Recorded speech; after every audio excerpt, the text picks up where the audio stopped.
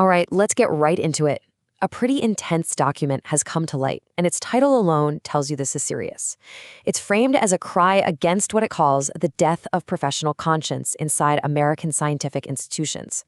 This thing is an urgent, high-stakes appeal, and we're about to break down exactly what's being alleged. And just in case that first title wasn't dramatic enough for you, get a load of this subtitle: When Science Assassinated Its Own. I mean, that language immediately tells you this isn't about some outside attack. This is a story about a conflict from within, and it really sets a confrontational, serious tone right from the jump. So what are we actually looking at here? Well, this document is a piece of a bigger work, something called the Map of Ethical Betrayal. And the specific part is a detailed appeal that's been sent out to scientific unions all over the world. It's basically presented as the first of many messages to come, a formal report making a case for international intervention. Now, this appeal is being made on behalf of one central person, Professor Dr. Mohammed Fayyad. And right at the start, it makes an absolutely explosive claim. It accuses institutions of professional genocide.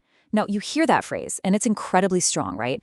So let's look at how the document itself actually defines it. Okay, so the document gives its own very specific definition for this term. It's not using genocide in the literal historical sense we all know. Instead, it's using it as a powerful metaphor for what it describes as a systematic campaign, using administrative and political power to completely shut a scientist out of their work, to literally stop them from innovating and doing their job.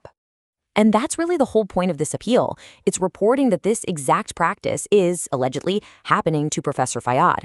The document argues that this isn't just some internal squabble. It's a deep violation of the fundamental codes of scientific ethics that are supposed to protect everyone in the field. So how does the appeal actually build its case? Well, it structures the whole argument around what it calls 3 established facts. It's basically laying out a map of the alleged wrongdoing for the entire international community to see and follow. These 3 points are the foundation for the entire argument. First, a deliberate, calculated professional isolation. Second, a betrayal by the very organizations that are supposed to uphold ethics. And third, the active destruction of the professor's research environment. Let's dig into each one. All right, allegation number 1 is this professional isolation. According to the document, this means using administrative power to block Professor Fayyad from his work and, maybe most importantly, forbidding students from being supervised by him. The appeal then makes this really stark comparison, saying this kind of thing is usually only found in oppressive regimes. The second claim, the betrayal of ethical codes, kind of widens the net. It's alleging that professional associations have just stayed silent while watching what it calls gross violations and racial discrimination against one of their own distinguished members. The accusation here is basically complicity through doing nothing. And the third and final piece is the destruction of the research environment. Here, the appeal claims that a top scientist like Professor Fayyad has been forced to fund his own research and even pay his students out of his own pocket. All while, according to the document, grant money is being wasted on other people who are loyal to the administration. Okay, so after laying out this pretty grim map of allegations, the document doesn't just stop.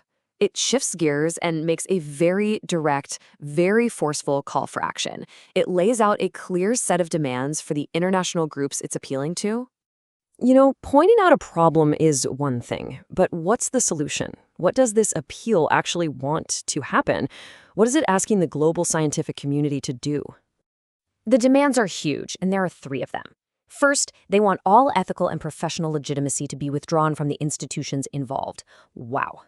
Next, they want an independent international committee to be formed to investigate all these claims. And third, they're asking for a formal condemnation of what the document calls racial exclusion. And why an independent committee? Well, the document is crystal clear about the goal here. It's not just about finding out what happened. It's about recovery. The committee's job would be to go through the records and recover allegedly stolen research, along with all the financial and intellectual rights that go with it. And just to add another layer here, the appeal offers some context for that third demand, the one about racial exclusion. It claims that the whole issue has gotten worse because local lawyers and scientists have refused to represent Dr. Fayyad, and it alleges that they're afraid of government retaliation. That detail is really meant to show just how high the stakes are. To close out its case, the appeal includes a direct, very personal, and really powerful statement from Professor Fayyad himself. This is where things shift from the institutional to the individual, and we hear from the person right at the center of all this. This single quote really captures the professor's defiant stand as it's presented in the appeal. The message is simple. Despite everything they allege has happened, the isolation, the betrayal, his core identity, his knowledge as a professor is something he believes no one can ever take from him. And he goes on accusing his opponents of turning science itself into a weapon to be used against him. He calls them the newly blind who sold the dignity of science for the crumbs of tyrants. I mean, that is just language that drips with a sense of deep personal and professional betrayal. So let's be really clear. What we've just gone through is one side of a story. It's a passionate, detailed appeal for help, coming from a single source. It paints a picture of systematic oppression from within the scientific community. And it leaves us with this really big, challenging question. When a brilliant scientist clashes with the powerful institution they work for, who gets to judge what's true? Who has the power to step in and find the facts?